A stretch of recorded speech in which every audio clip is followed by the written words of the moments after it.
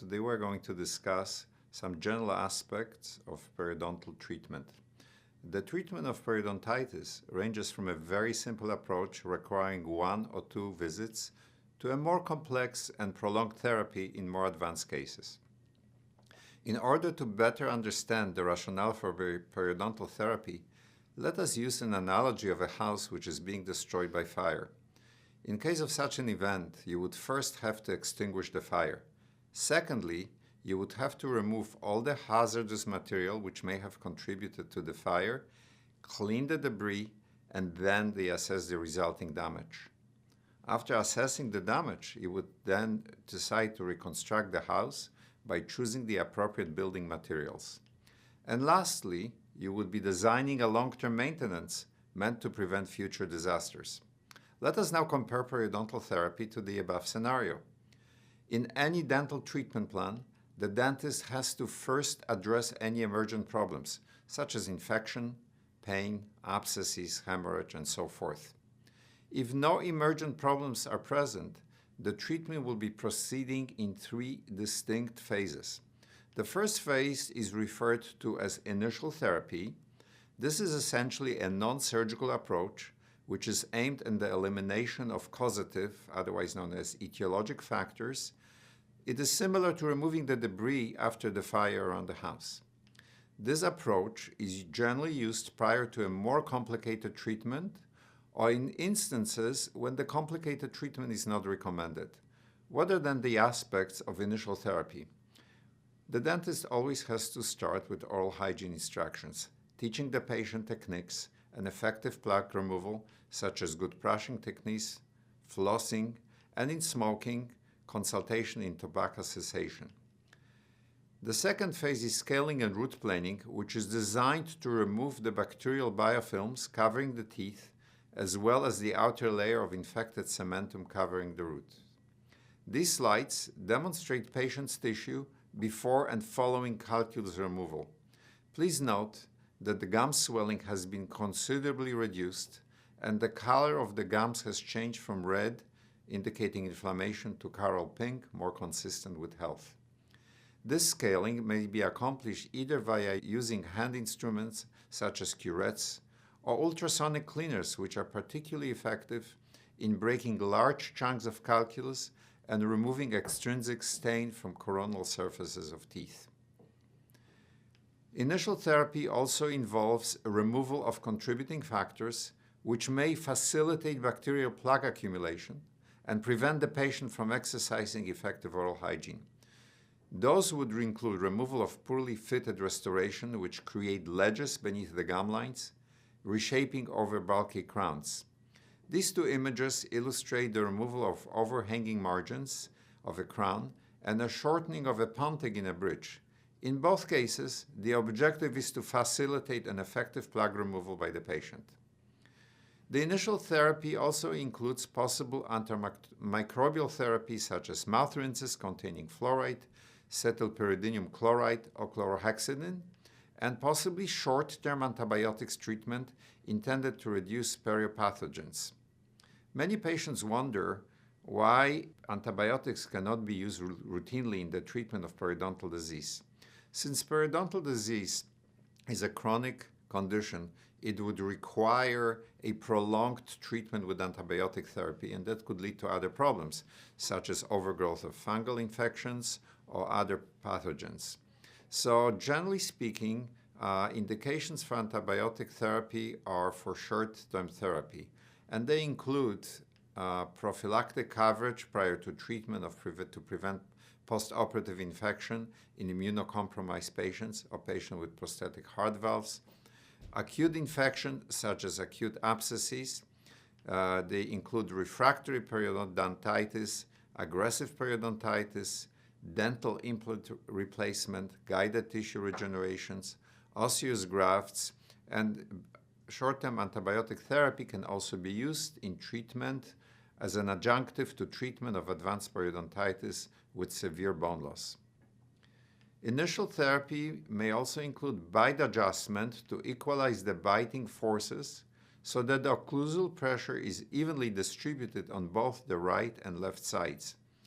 Cases where such forces are not equally distributed or where excessive forces are applied to a single or small group of teeth can result in occlusal trauma. In cases where occlusal trauma is caused by patient's excessive clenching or grinding, a night guard may be recommended. This treatment may also include splinting of loose teeth, and this may be accomplished with wires or resins. Such splinting is indicated where occlusal forces act on teeth with compromised bone support. Once the initial therapy is accomplished, the periodontist will then be able to reassess the results and evaluate the extent of lingering damage to the periodontal tissues. In cases where the periodontal disease is not very severe, this phase will be quite sufficient.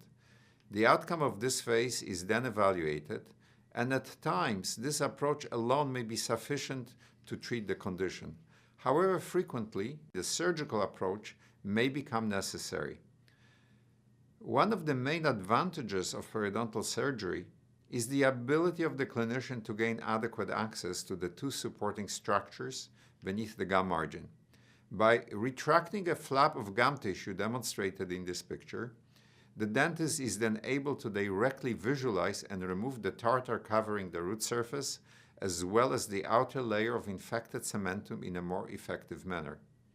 The images illustrate the dark tartar on root surfaces, which becomes more accessible to its removal when a flap of tissue has been removed. Another objective of surgical approach is the elimination of deep spaces which are formed between the teeth and the gums. These spaces, known also as periodontal pockets, are formed in the course of periodontal disease due to gum detachment from the root as well as bone loss. The problem with deep pockets, generally defined as those spaces 5 millimeters or more, is that they become reservoirs for pathogenic anaerobic bacteria which are inaccessible to either the toothbrush or dental floss.